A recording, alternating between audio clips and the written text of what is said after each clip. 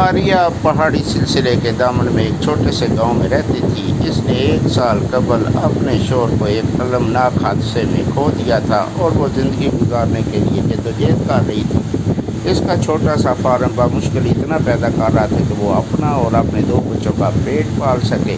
اپنی مشکلات کے باوجود ماریا مہربان اور فیاض رہی، اپنے گاؤں کی ضرورت مندوں کی مدد کے لیے ہمیشہ تیار رہتی۔ ایک دن جنگل میں لکڑیاں جمع کرنے کے دوران ماریا ایک چھپی ہوئی غار سے ٹھوکر کھا گئی۔ اس نے اپنے پہلے کبھی نہیں دیکھا اور تجسس اس سے بہتر ہو گیا اور وہ غار کی گہرائی میں چلی گئی۔ اس کا دل اس کے سینے میں دھڑک رہا تھا۔ جیسے ہی وہ ایک کونے میں مڑی تو وہ جنات کے ایک گروپ کے سامنے آ گئی۔ جنات ماریا کی کسی بھی چیز کے برعکس تھے۔ وہ لمبے اور عضلاتی تھے، جلد کی چھال جیسی کھردری اور بال جو ہوا کی طرح بہتے تھے، لیکن ان کی خوفناک شکل کے باوجود وہ مہربان آنکھیں اور نرم مسکراہٹ رکھتے تھے۔ جنات کا سردار ایک عقل مند اور بوڑھا جس کا نام گروٹلیس تھا، ماریا کے پاس پہنچا اور گہری اور گڑگڑاتی آواز میں بولا، چھوٹے، تم ہمارے ڈومین میں کیسے آ گئی؟ ماریا نے اپنا حال بیان کیا اور گروٹلیس نے غور سے سنا۔ اس نے ہمدردی سے سر ہلایا اور کہا، ماریا، ہم آپ کو دیکھ رہے ہیں، ہم نے آپ کی مہربانی اور سخاوت کو دیکھا ہے اور ہمیں خوشی ہوئی ہے۔ ہم آپ کو تحفہ دیں گے، لیکن آپ اسے دوسروں کی مدد کے لیے استعمال کرنے کا وعدہ کریں۔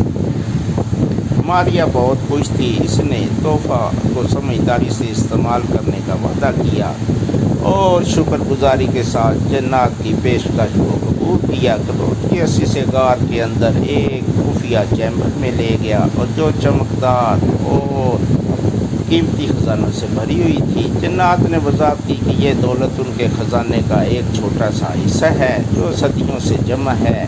انہوں نے ماریا کو بتایا کہ وہ اسے اپنے بچوں کی بہتر زندگی بنانے کے لیے استعمال کر سکتی ہے، بلکہ اپنی برادری کی مدد کرنے کے لیے اور پورے ملک میں خوشی اور مہربانی پھیلانے میں بھی استعمال کر سکتی ہے۔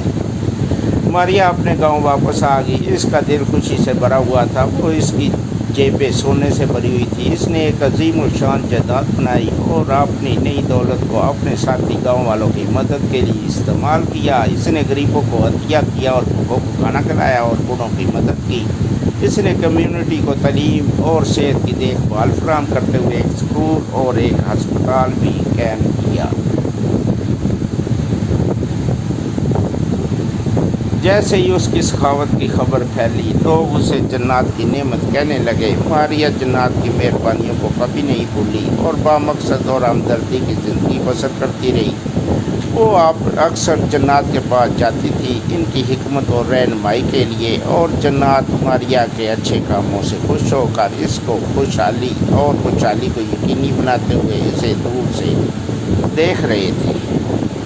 سال گزر گئے اور ماریا کا گاؤں ایک ترقی پذیر کمیونٹی بن گیا جو اپنی مہربانی اور سخاوت کے لیے جانا جاتا تھا۔ ماریا غریب بیوہ جس نے کبھی زندہ رہنے کے لیے جدوجہد کی تھی، اپنے وقت میں ایک لیجنڈ بن گئی۔ ایک یاد دہانی کہ مہربانی اور سخاوت عظیم انعامات کا باعث بن سکتی ہے اور دوسروں کی برکتیں ہمیشہ کے لیے ہماری زندگیوں کو بدل سکتی ہیں۔